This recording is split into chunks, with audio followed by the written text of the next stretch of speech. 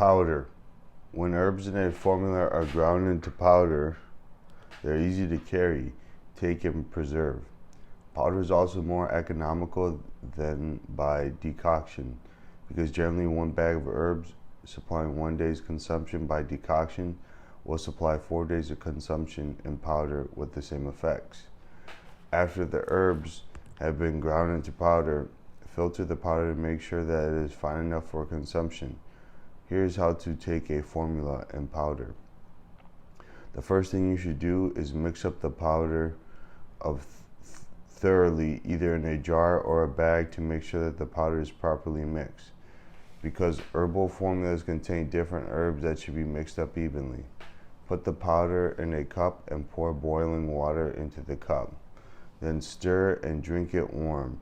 If any residue remains at the bottom, repeat the same process and drink it again, so that you don't waste any powder. The quantity of powder you should take depends on how much you weigh. Because the heavier you are, the more you should take. Assuming that you weigh 140 pounds, you should be taking 6 grams of powder, roughly 1/3 of the formula weight, each time. Increase or decrease 1 gram for each 15 pounds of body weight. Therefore, if you weigh 155 pounds, you should take 7 grams each time. If you weigh only 110 pounds, you should take only 4 grams each time, twice daily. The process of drinking Chinese herbal powder is similar to drinking instant coffee, except the powder may not dissolve in boiling water as quickly and easily as instant coffee, and the powder may not taste as good as coffee. If you don't like the taste of it, you can also put it in empty capsules, which are available in health food stores. Alternatively, you could place the powder on your tongue, hold your breath, and wash it down with a cup of warm water. Wash any residue down with another cup of water. This should be done twice daily. Tablets. Herbal powder can be made into tablets, which is normally done by manufacturers. Tablets have a number of advantages. They are easiest to take and carry, they are slow in absorption, and therefore good for chronic and deficient diseases, and since some formulas are very drastic in action when they are taken as tablets, such drastic action can be slowed down. Follow the manufacturer's instructions on the quantity of tablets to take each time. The 3 rules for taking a formula. There are 3 types of rules regarding taking an herbal formula: those specifying when the formula should be taken, whether it should be taken warm or cold, and whether it should be taken without tea. When to take a formula. A formula can be taken before or after meals, depending on the formula and its effects. As a general rule, formulas that can disturb the digestive system and formulas for eye diseases should be taken after meals. Formulas for malaria should be taken 2 hours prior to onset. Formulas to induce sleep, as in insomnia, should be taken before bedtime. Formulas for acute symptoms can be taken anytime. Formulas for chronic diseases should be taken according to a fixed schedule on a regular basis. And formulas taken as tonics to strengthen the body should be taken before meals. In addition, some formulas can be drunk like tea many times during the day without any fixed schedule. The Chinese have this saying: withered plants will blossom and migratory birds return every year on schedule. When this principle is applied to taking formulas, it means that formulas should be taken regularly according to a fixed schedule or every day at the same time. When formulas are used to treat disorders in the chest or above the chest, they should be taken after meals. When they are used to treat disorders below the heart, they should be taken before meals. When they're used to treat disorders of the forelimbs and the blood vessels, they should be taken on an empty stomach. And when they are used to treat disorders of bones and marrow, they should be taken at night and after meals. Whether the formula should be taken warm or cold. Some formulas should be taken very warm, but others taken cold, depending on the disorder under treatment. Formulas taken to induce perspiration, as for the common cold, should be taken very warm or relatively hot. The patient should keep warm right after taking the formulas in order to induce light perspiration and after taking such formulas, it is also wise to drink a little hot soup to reinforce the effects of the formulas. When formulas are taken to treat a hot disease, they should be taken cold. When formulas are taken to treat a cold disease, they should be taken hot. However, certain formulas can cause vomiting when taken hot, in which case they should be taken cold. Taking the formula without tea. The third rule regarding taking formulas is to refrain from taking them with tea. Some people have a habit of taking formulas with tea for the sake of convenience, but this is definitely not advisable. Warm water should be drunk instead. For one thing, tea is obstructive and it can obstruct the movement of herbs, reducing their effects. In the second place, tea has a cold energy which can interfere with the warm energy of certain herbs. And thirdly, tea contains caffeine and theophylline, which can excite the central nervous system. So when formulas used to treat insomnia, for example, are taken with tea, their effects will be canceled out. Traditional food remedies. Is there such a thing as a longevity food that we can eat in abundant quantities in order to live a long life? Many people, particularly those in the West, are in the habit of jumping from one magic solution to another, but unfortunately no such foods exist. The basic reason for this is that people have differing physical constitutions and require different foods in order to stay in good health or to be immune from disease. However, in selecting foods in your quest for longevity, there is one fundamental concept that is helpful to keep in mind. Whether or not a given food contributes to longevity basically depends on whether your body needs it. In 1747, for example, on board the Salisbury, a naval surgeon by the name of James Lynn selected a few patients with scurvy and gave them lemons and oranges. These patients recovered in 6 days, and the others who didn't consume any lemons and oranges made no progress. The seamen were in need of vitamin C, which proved beneficial to them. But it does not necessarily mean that consumption of vitamin C in great quantities is beneficial to all of us. On the contrary, it could be harmful to many of us since we are not seamen and we eat lemons and oranges very frequently, if not every day. If you are susceptible to, say, hypertension, you should try to eat those foods that can either prevent it or lower blood pressure. Likewise, if you're susceptible to hepatitis, inflammation of the liver, you should try to eat those foods that can prevent hepatitis. Many foods are good for people who are susceptible to hypertension, such as celery, peanuts, garlic, jellyfish, and seaweed. Similarly, many foods are good for people susceptible to hepatitis, such as malt, pork gallbladder, tea, and common button mushrooms. The foods presented in this book are good for longevity, not because they will make you live a long life if you simply consume them in huge quantities, but because they are particularly conducive to longevity for a specific reason. In the discussion that follows, a number of important foods are singled out. Many of them will be discussed in greater detail later in this book. Soybeans for more than quality protein. Protein is an important source of heat and energy for the body, and animal proteins are better than plant proteins in quality. But animal proteins have many other substances considered harmful to health, such as fat and cholesterol, particularly when they are consumed in large quantities. Thus, we are faced with the dilemma.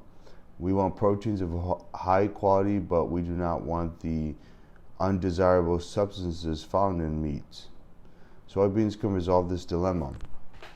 Soybeans have been grown in China for more than 3,000 years, and they were first exported to Europe in the 18th century.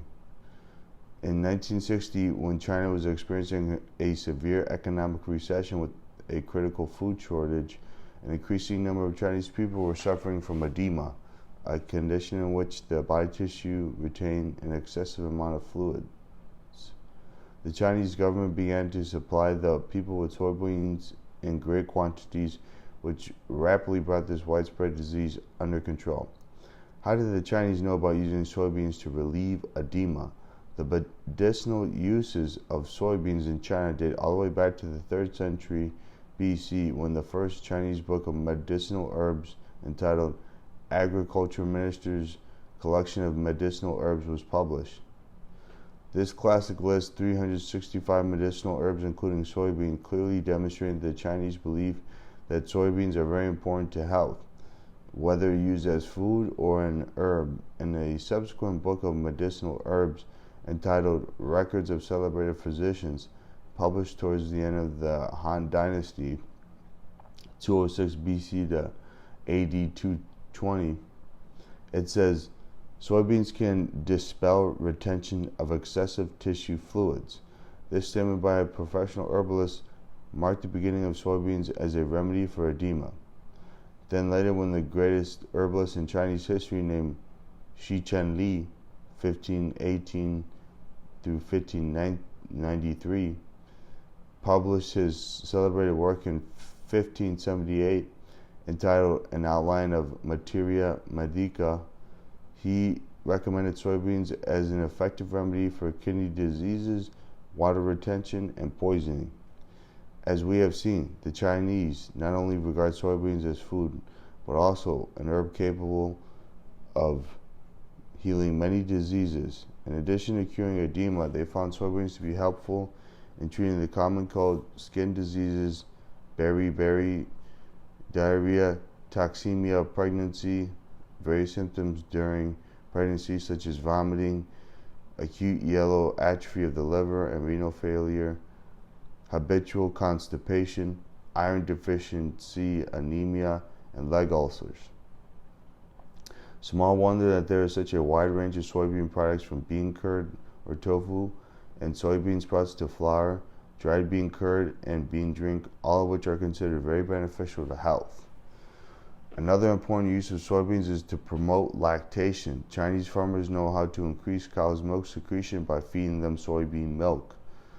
And in old China, when life was very difficult, a nursing mother knew how to fry soybeans until they were aromatic and then steam them along with turnips and fresh ginger to eat at meals for promoting milk secretion.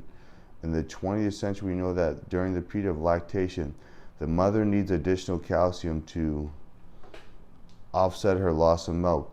But we must remember that the use of soybeans in a diet to increase milk secretion in nursing mothers dates back to over 1,000 years ago, when no scientists in the West knew about calcium or any other nutrients.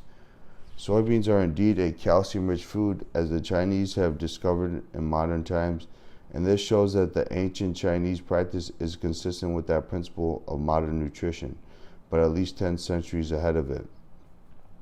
In Japan, Dr. Y. Toyota has pointed out that most of the Japanese athletes who have won gold medals at Olympic Games have taken soybean proteins as their main source of heat and energy. He also noted that Chinese workers have demonstrated higher levels of energy endurance than others, which may be attributed to their regular consumption of soybeans and soybean products. But is there any indication that soybeans directly contribute to longevity? Japanese researchers conducted an experiment in which animal proteins were used to feed one group of lab animals while plant proteins were used to feed another group. The results of the experiment show that the first group grew faster but with a shorter life, and the second group grew more slowly but lived longer. And in his book, Longevity and Eating Habits, Professor Kondo Shoji of Tohoku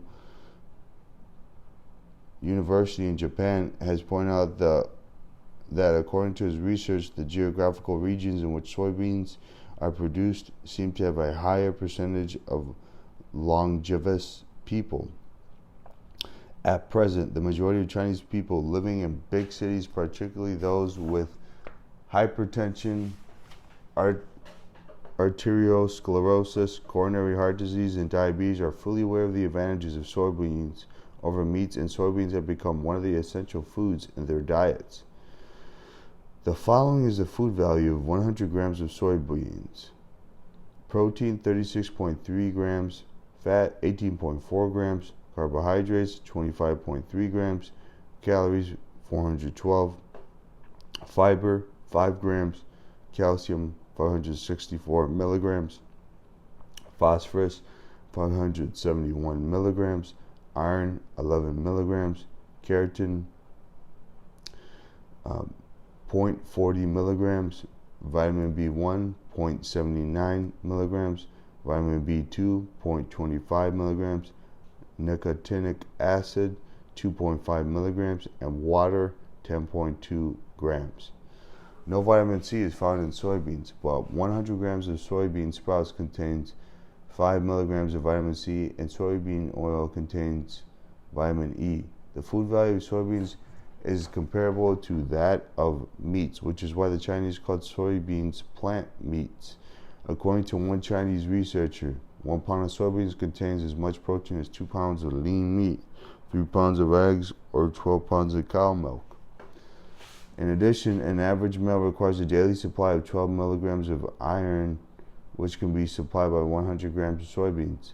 Some soybeans reportedly contain as much as 50 milligrams of iron, which is why soybeans have been used to treat iron deficiency anemia.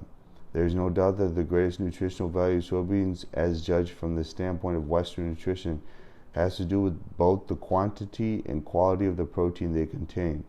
I have mentioned that soybeans contain more protein than lean meat or cow's milk, but how about its quality? First of all, the biological value.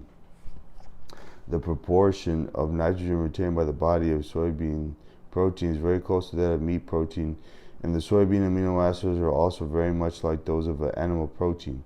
The quality of soybean protein will equal that of eggs or cow milk when a small quantity of eggs and meat is added to soybeans for consumption at meals.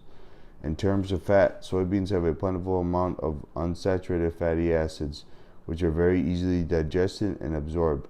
Besides, soybeans also contain an essential fatty acid called linoleic acid, which cannot be synthesized in the body and must be supplied by foods. For these reasons, the fats in soybeans are considered quality fats. Were it not for the many harmful effects of animal food, soybeans wouldn't have become such an important food in modern society.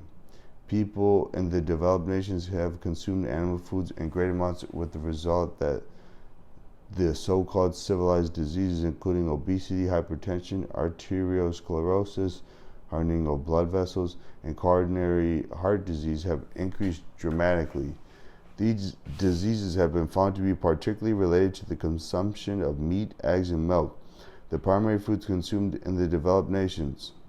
The harmful effects of animal foods are generally attributed to the high cholesterol levels contained in them. Soybeans, on the other hand, have no cholesterol, and the fats contained in them are unsaturated fats with essential fatty acids, which can lower the level of cholesterol in the blood and thereby minimize your chance of developing the diseases commonly attributed to eating animal foods. A few decades ago, the Chinese used to recommend regular consumption of soybeans primarily because they cost much less than animal foods, though they have very high quality proteins and fats. But now they have begun to see the many distinct advantages of eating soybeans beyond purely economic reasons.